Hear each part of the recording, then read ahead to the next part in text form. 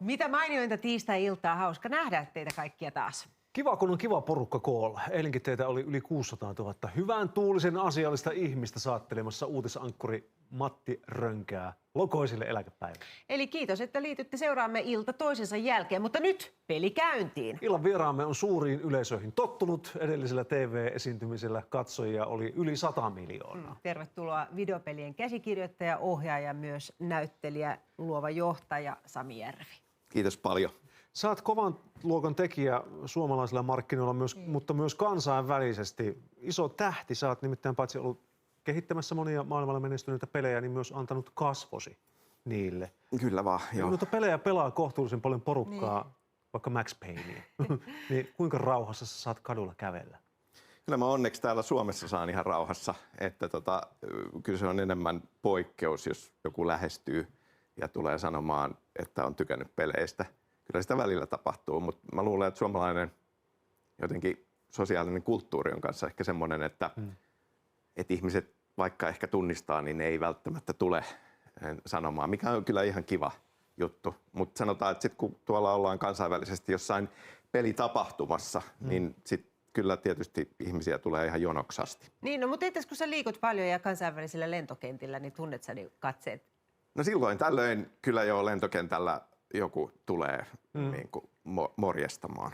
Meidän ikäisille ihmisille saattaa olla vähän sillä tavalla häilyvä asia se, että pelihahmolla on oikean ihmisen kasvot, mutta ilmeisesti näille pelejä pelaaville se on ihan, että nämä justiin. Joo, kyllä nykyään varsinkin sanotaan, että silloin kun me päädyttiin tekemään niin Max Payne-pelin kanssa, joka ilmestyi 2001, niin kyllä se oli ihan niin kuin uudenlainen lähestymistapa siihen. Että ei sitä ollut, että enemmän se oli, että pelihahmot luodaan, ikään kuin virtuaalihahmo, ja enemmän se näyttelijän rooli oli silloin, että on ääninäyttelijä, ikään kuin tulee replikoimaan sen hahmon samalla tavalla kuin animaatioelokuvissa. Mutta me päädyttiin sitten tuomaan oikeat ihmiset malleiksi niille hahmoille siihen. Silti oli erikseen sitten ääninäyttelijät mukana, ja siitä eteenpäin me ollaan noudatettu sitä linjaa, ja nykyään se on kyllä ihan tavallista. Eli oliko se teidän No en mä tiedä. juttu? Ala on niin iso ja tavallaan niin laaja, mutta kyllä me oltiin ihan varmasti ihan ensimmäisten joukossa. No se on kaatanut hedelmää. Sä oot siis luova johtaja pelifirmassa nimeltä Remedy, ja se on suomalainen firma. Ja sieltä ilmestyi viime vuoden puolella Alan Wake 2 peli. Ja se on nyt siis voittanut näitä palkintoja, mistä sanottiin. Ja tässä on palkintojen jako huumaa. Siellä ollaan pitämässä puhetta ja aika rennon näköistä kaveria. Onko toi Keanu Reeves tuossa sun vieressä? Siinä on meidän, kun puhuttiin ääninäyttelijästä ja tavallaan fyysisestä näyttelijästä, niin siinä näkyy meidän Alan Wake-hahmon kaksi puolta. Eli Ilkka Villi, joka on fyysinen näyttelijä, ja Matthew Porretta, joka on Alan Waken ääni. Justiinsa näin. Heidän kanssaan ollaan Los Angelesissa juurikin Game Awardsissa odottamassa meidän esiintymistä siellä. Niin tuossa te odotatte vasta. Joo. Ja tuossa onko tuo kuva, missä sitten olette palkinnon pokanneet ja kyllä. saaneet. Ja siinä on rennon näköisiä kavereita sun molemmilla puolilla myös tuossa palkintojen pokkauskuvassa. Jep, siinä on Kyle Rowley, jonka kanssa mä ohjasin Alan Wake 2-peli. Niin. Joo. Los Angelesista tuli 3 palkintoa. DICE on vielä ihan eri gaala. Se on eri gaala, ja sieltä voitettiin nyt paras ikään kuin art direction. Joo. Mutta tämä Game Awardshan on vähän niin kuin Oscarit, eikö totta siellä pelimaailmassa? No ei ne ehkä ihan yksi yhteen vertailukelpoisia, mutta tosiaan Game Awards on tosiaan semmoinen suuren yleisön gaala, että sitä seurataan osaksi sen takia, että siellä myös julkistetaan tulevien pelien materiaalia ikään kuin osana sitä, että se lisää pelaajien kiinnostusta siihen aika suuresti. Näytetään tiisereitä. Niin, kyllä. No suuren yleisön todellakin katsoja oli se 118 miljoonaa. Joo, meni ennätysrikki. Kyllä. Niin. Joo. No teillä oli siellä oma numeronne, te esititte tavallaan, voisiko sanoa, katkelman Alan Wake-pelistä. Joo, vähän. Eli meillä on siellä pelissä, tosiaan ideana on, että halusin tuoda sinne eri medioita yhteen, ja yksi semmoinen pitkän ajan unelma on ollut, että tehtäisiin musikaali esitys osana peliä. Ja näin me sitten tehtiin. Poets of the Fall, suomalainen bändi, niin on jo pitkään meillä meidän pelimaailmassa niin esittänyt tämmöistä fiktiivistä bändiä kuin Old Gods of Asgard, tämmöinen heavy bändi. Ja siellä ollaan vähän semmoisessa unitunnelmassa ja sitten Old Gods of Asgard esittää biisin, joka kertoo Alan Wake-hahmon elämästä ja se muuttuu sitten musikaaliksi. Ja meillä on suomalainen taitava koreografi Sofia Ruija, joka teki meille tanssikoreografian siihen musikaaliosioon.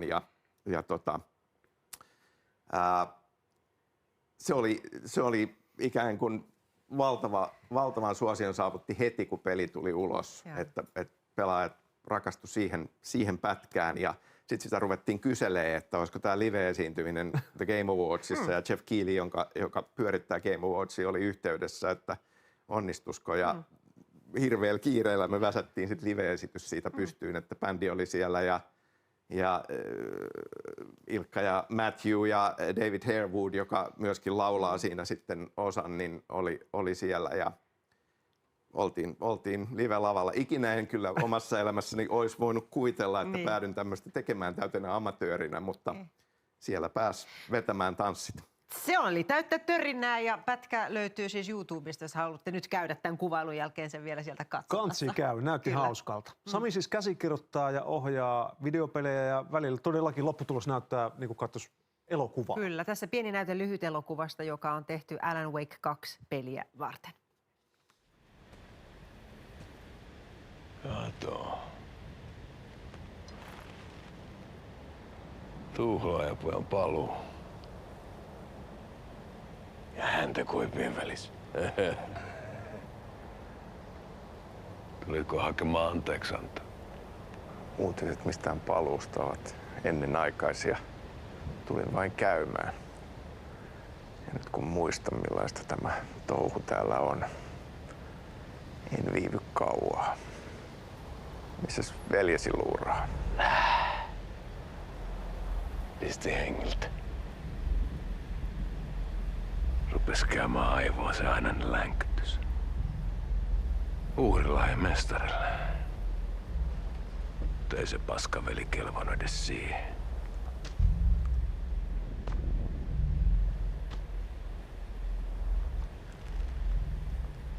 Sä olit mestarin valittu. Vaikka mä koskaan ymmärtänyt, että miksi.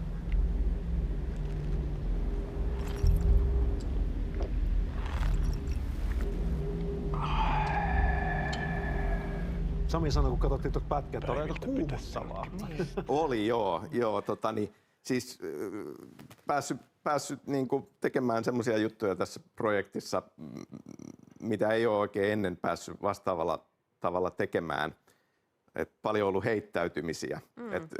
Tosiaan me ollaan kuvattu ihan traditionaalisella tavalla aika paljon niin kuin pitkän elokuvan verran yhteensä. Sitten yksi osa siitä on tämmöinen lyhyt elokuva. Ja tämä on suomeksi sen takia, että meillä on nyt yksi hahmo siellä tarinassa, Thomas Zane, jota Ilkka Villi esittää myöskin, koska tässä on myös tämmöistä unenomaisuutta ja kaksoishenkilöitä. Hän on Suomesta kotoisin oleva elokuvaohjaaja ja näin ollen hänen teoksensa Yötön yö on osa tätä peliä. Ja suomeksi tehtiin sitten tämmöinen 60-luvulla juhannusyöhön sijoittuva arthouse-kauhulyhäri. Mutta oli jo uskomaton kokemus päästä Peter Franzénin ja Martti Suosalo ja tietysti Ilkan kanssa esittämään sitten tätä. Ja Anssi Määttä meillä on ollut ohjaamassa yhdessä Anssin kanssa näitä juonittu ja hieno kokemus. Niin, mutta siis hyvin luontevaahan toi sun näytteleminen on. Kiitos paljon, kiitos. Ja sun kynästä nämä nyt lähtee. Joo, kyllä mä tämän lyhärinkin kirjoitin, joo. Niin. Mä en tiedä, miten paljon sä pelaat.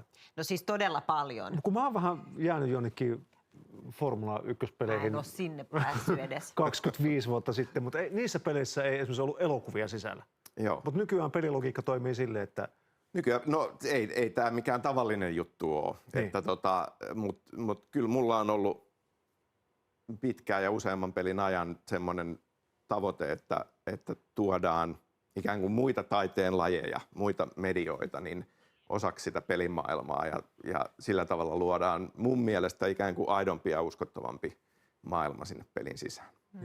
No, tämä Alan Wake-maailma on siis tuttu kaikille, jotka pelimaailmasta jotain tietää, mutta jos sä mietit, että milloin kaikki on tavallaan alkanut, niin milloin? Siis oma ura pelien. Tämän nimenomaisen pelin kehittäminen. Joo. No siis ensimmäinen Alan Wake-peli tuli ulos 2010. Ja siitä lähtien oli kova halu tehdä jatko-osa, mutta monimutkaisia isoja projekteja ja tarvii oikeat yhteistyökumppanit ja rahoitukset. Et silloin se ei onnistunut ja muutama peli ollaan tehty välissä. Aina välillä yritetty tätä ja nyt se sitten lopulta onnistui ja reilu 4 vuotta tätä sitten tehtiin. Ja kyllä on massiivisia peliprojekteja. Tässäkin on yli 20 tuntia pelattavaa Alan Wake 2. Ja 130 ihmistä meillä pelkästään Remedin sisällä oli tekemässä sitä sen reilu 4 vuotta.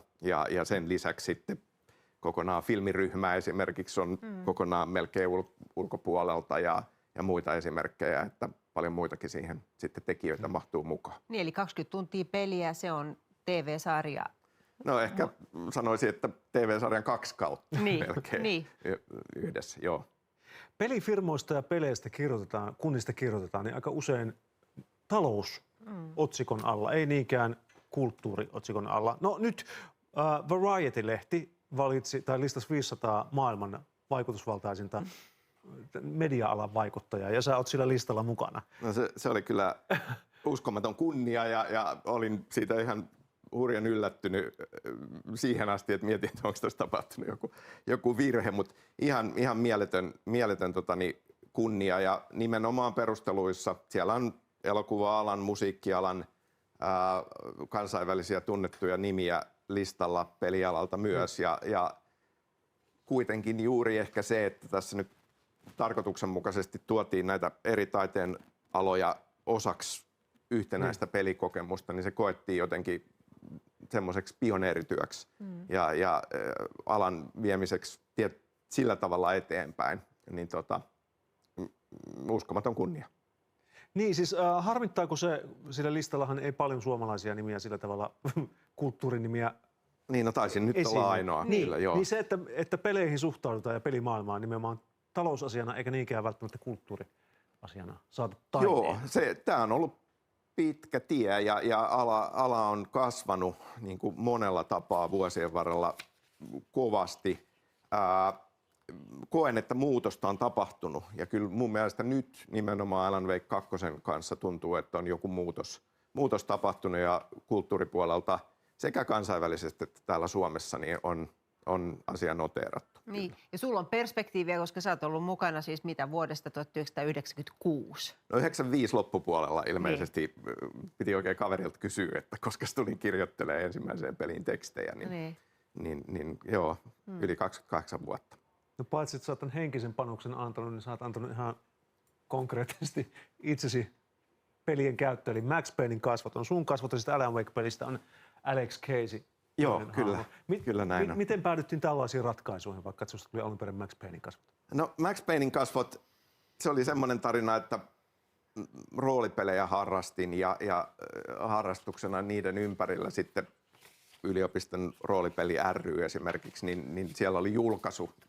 Piti muutamia kansikuvia tehdä ja vähän kuvitusta niihin peleihin, joita siellä tehtiin. Ja oltiin roolipeleissä jonkin verran kavereiden kanssa hassuteltu ja otettu valokuvia, poseerattu ikään kuin pelihahmoina. Ja päädyttiin näitä tekemään. Ja siinä vaiheessa, kun Max Paynea tehtiin, niin piti miettiä, että miten tämä tarina kerrotaan. Ja mä olen pienestä pitäen rakastanut sarjakuvaa, joten mä ehdotin, että voitaisiin sarjakuvana tehdä ja voitaisiin käyttää valokuvia pohjana. Ja toin näitä roolipelivalokuvia näytille. Ja muistan, että se oli hyvinkin semmoinen, että ei siihen kukaan muu tiimiläinen intohimolla suhtautunut. Kaikki oli okei, tehdään vaan. Ja sitten tuli semmoinen kysymys, että no kun sä oot näissä kuvissa, niin olisitko sä sitten tämä hahmo? Ja mä olin, no voin mä olla. Kai. Voin mä olla. Vaihdetaan kuvia vähän itse asiassa sun nuoruuteen mennään. Vanhempiin kuviin. Joo. Mennään sun lapsuuteen, koska No vielä saatiin nää, mutta kun katsotaan mitä sä oot lapsuudessa touhunnut, niin Roolipeliä sielläkin oli. silloin vissiin Nalle pääsemässä hengestään. Se on tommonen pehmo villakoira, muistaakseni, Joo. tää Mummilassa. Niin, kyllä ehkä tässä semmonen juonne, että tämmöiset seikkailut ja fantasiamaailmat, tämmöiset kuvitelmat niin kuin aina innostanut ja ollut sydäntä lähellä ja myöskin pienestä pitäen niin tarinat ihan alkaen siitä, että vanhemmat ja isä on lukenut iltasatuja, jotka on ollut jänniä ja kiehtonut, saanut mielikuvituksen syttymään. Niin kyllä mä näen, että sieltä on ihan suora yhteys sitten. Näytäs mulle aikoihin. vähän, puhutaan näistä kohta, mutta näytä mitä siellä on siellä sun kansiossa, koska siellä on näitä ihan ensimmäisiä. Joo. No siis ikään kuin teinivuosina kaveriporukalla innostuttiin näistä tämmöisistä kynä- ja paperiroolipeleistä. Ja näiden äärellä vietettiin aivan lukemattomia tunteja fantasiamaailmassa toisillemme ikään kuin tarinoita kertoen ja roolihahmoina. Tää roolipeleissä ollaan kuvitteellisessa ympäristössä ja sitten piirretään karttaa ja seikkaillaan siellä. Tästä se lähti, Dungeons and Dragons, silloin muinoin. Ja sitten se vuosien varrella kunnianhimo toki nousee, kun kasvetaan vanhemmaksi, että tässä nyt yhtenä esimerkkinä yksi tämmöinen niin kuin roolipeli, jota minä pelinjohtajana vedin kaveriporukalle ja itse tein kaiken materiaalin siihen, että täällä on valtava määrä tietysti sitten jo tekstiä, varmaan romaanin verran tekstiä ja vähitellen siitä sitten nimenomaan ammattikin syntyi. Aika antaumuksella olet suhtautunut. Meillä on myös muuta rekvisiittaa. Meidän pöytään ei ole tullut sähköä sitten viimeinen kevään, vaan nämä on sun... No, kerro sinne. No tää on, niin kuin kysyttiin, että olisiko jotain esinettä, josta voisi, niin tähän liittyy sellainen tarina, että niin kuin tuossa Syvänmeren tutkimusmatkailijakuvassa näkyy, niin lapsuuden kesät vietin semmoisessa Sulhemin omenapuutarhassa, jossa oli vuokramökkejä ja vanhemmat vuokras varmaan 15 vuotta samaa mökkiä järven rannalta. Ja siellä oli sitten, kun se oli kuitenkin toiminnassa oleva maatila, niin kaikennäköistä romua. Ja pienenä lapsena vilkas mielikuvitus kiehtoo aivan loputtomasti nämä romut. Ja Risto Takeva, joka oli siellä maatilan omistaja, niin kyllä näitä lapsille jakoi. Tässä on tämmöinen, tämä ei ole se, mutta samanlainen, niin sähkökatkasin. Ja mä muistan, että mä sanoin tätä naksuttimeksi. Ja tää oli mulle rakas, jännittävä lelu. En mä oikein edes varmaan ihan hahmottanut, että tää on sähkökatkaisin, vaan mikäköhän tämän tarkoitus on. Ja kaiken näköistä kuvitelmaa siihen yhdisti. Paljon tarinoita tulee lapsuudesta ammennettua ja kun olin Teatterikorkean aikuiskoulutusyksikön käsikirjoituskoulussa, niin mä kirjoitin yhden suomeksi kauhuelokuvan, semmoinen nimeltä Pohjavesi pöytälaatikossa yhä tänä päivänä, mutta siinä oli tämmöinen maaginen sähkökatkaisin, joka sai asioita tapahtumaan. Ja tämä tapahtui ennen Alan Wake-peliä, joten sitten kun mä käsikirjoitin Alan Wake-pelin, niin mä tämän itseltäni idean varastin ja Alan Wakeilla on tämmöinen The Clicker sähkökatkaisin, joka hänen lapsuuteensa linkittyy ja jolla voi pimeyden yliluonnolliset pahuuden voimat karkottaa sitten naksauttamalla. Sulla on niitä useita. Pitää niitä naksuttimia olla. Nämä on mulla tuolla Remedillä mun toimistohuoneen ikkunalaudalla. Tuomassa inspiraatiota. Ja turvaa. Ja aivan niin. Sami, kerroit, että sulla on semmoiset hyvät pelinäyttelijän kasvot, ilmeikkäät. Kuminaamaksi kutsuit itseäsi. Kyllä, se aina ollut, että korvat heiluu ja kulmakarvat nousee kumpikin. Aina ollut semmoista. Siinä vaiheessa, kun mä rupesin Max Paynein kasvoiksi, niin mä kattelin sellaisia kovaksi keitettyjä esikuvia, Clint Eastwoodia ja Bruce Willisia jossain Die Hardissa. Ja niillä on aika tietyt ilmeet ja itse oli sitten peilin ääressä, että no leuka eteenpäin ja nenä tiukaksi ja posket ylös ja silmät viiruiksi ja kulmakarva vielä ylös. Niin, ja kyllä tätä on sitten Ilkka Villi, rakas ystävä ja hieno näyttelijä, on silleen, että sä oot niinku, muutut ihan eri ihmiseksi. Että mut sit tätä multa pyydetään kyllä sitten fanien puolesta tätä naamaa. Varmasti jo aika monessa selfiessä. Mutta sitten sulla on myös joku toinen erityistaito, jota me nyt pyydetään. Niin. Mä rupesin miettimään lapsuudesta ja tähän liittyy sellainen tarina, että Matinkylässä asuttiin Espoossa ja pikkupoikana niin olin rengaskeinussa talvipäivänä, tipuin sieltä päälleni jäähän. Ouch. Ja aivotärähdys tuli ja silmät kääntyi nurinpäin. Ja tarina kertoo, että sitten äitiä huutelin, että äiti, missä olet, en näe sinua. Eikä tietenkään nähnyt, kun silmät tuli. Ai kauheata. Ja sairaalakeikka tuli ja ei siinä mitään, varmaan niin kuin kolahdus päähän, niin teki musta vaan viisaamman. Mutta sen jälkeen mä oon osannut kääntää mun silmät nurinpäin. Ja kyllähän jotkut ihmiset sen osaa, mutta mä opin sen siinä. Ja kyllä sillä sitten kavereiden keskuudessa pystyy niinku saamaan pointseja, että Just. Näkyy vaan tommoset valkoiset viirut. Onko mä luulen, että mä nuorempana vielä, se on niinku lihas. Se on lihas, niin. Että osas vielä isommin avata silmät, mutta nyt ei vähän treenauksen puutetta. Sitä ei aikuisena pyydellä. Meinaatko, että ei tule treenailtua tällaista taitoa siinä? Kuka pyydä? Joo, ei. Mutta sai kyllä kaverit vaikuttuneeksi. No en epäile ollenkaan. Tuohon luovan johtajan elämään tuntuu kuuluvan kaikenlaista. Niin. Joo, tämä muun muassa kyllä. Silmien pyörittely, mutta se ei ihan joka päivästä duunia kuitenkaan todellakaan ole. Joo. Mutta eihän teidän firman pikkujouluihin tarvitse enää esiintyä ja tilata, kun... Joo.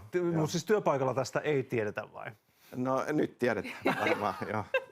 Arvaa vaan, saatko huomenna näyttää Kyllä, joo. Sulla on ollut hirveä työputki, varmasti mielenkiintoista, ihanaa, antoisaa, mutta huiliakin pitää ilmeisesti silläkin saralla on nyt niin sanotusti vähän valoa tunnelin päässä. On joo, useampi vuosi tässä kyllä aika kovaa jouduttu tekemään, mutta nyt kun peli on valmis ja vielä viimeisiä lisäosia tässä tehdään, niin sapatti häämöttää, että mä jään kyllä useammaksi kuukaudeksi nyt sitten lomalle ja toisaalta sitten pitää jostain ammentaa vähän uusia inspiraatioita kanssa.